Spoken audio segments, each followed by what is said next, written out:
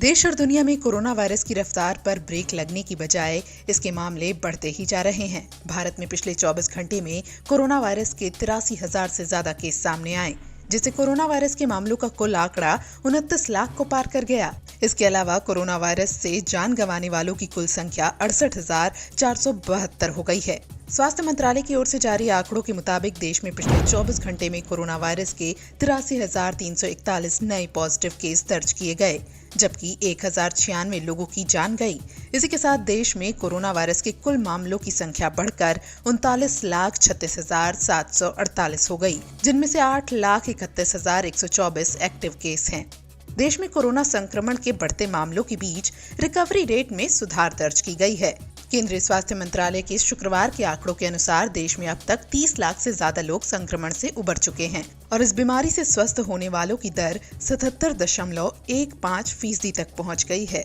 स्वास्थ्य मंत्रालय के मुताबिक भारत दुनिया में प्रतिदिन सबसे ज्यादा जांच करने वाले देशों में शामिल है और यहां अब तक कुल 4,60,00,000 से ज्यादा नमूनों की जांच की जा चुकी है, जिनमें से रिकॉर्ड 11,69,765 नमूनों की जांच बुधवार को ही की गई।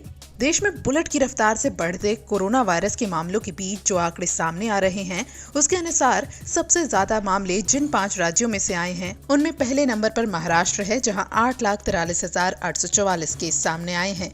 इसके बाद दूसरे नंबर पर 4,65,730 केसेस के साथ तमिलनाडु है। तीसरे नंबर पर आंध्र प्रदेश है, जहां 4,45,851 केस दर्ज किए गए हैं, जबकि चौथे नंबर पर 3,70,206 मामलों के साथ कर्नाटक है।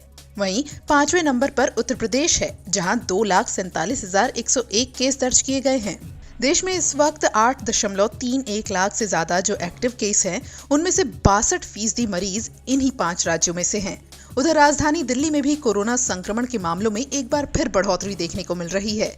दिल्ली में बीते दिनों कोरोना संक्रमण के मामलों में 50% की तेजी देखी जा रही है।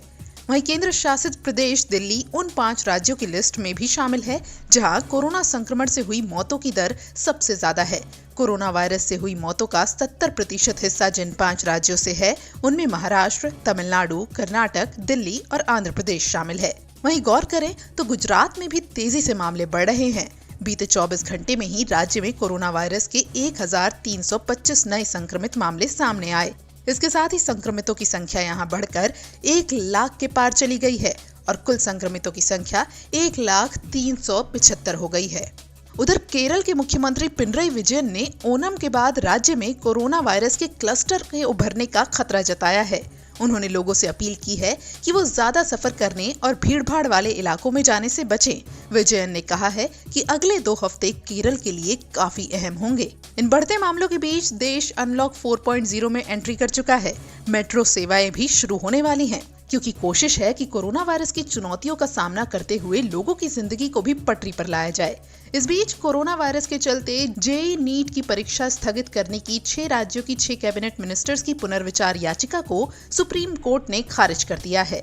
इसका मतलब ये हुआ कि सुप्रीम कोर्ट ने एक बार फिर 1 सितंबर से 6 सितंबर तक होने वाली जेईई मेन और 13 सितंबर को आयोजित होने वाली नीट की परीक्षा को हरी झंडी दे दी है। इससे ये साफ हो गया है कि अब देश भर में जेईई मेन और नीट परीक्षाएं अपने तय शेड्यूल पर ही आयोजित की जाएंगी। यानी देश में कोरोना वायरस की चुनौतियों से निपटकर जनजीवन सामान्य करने की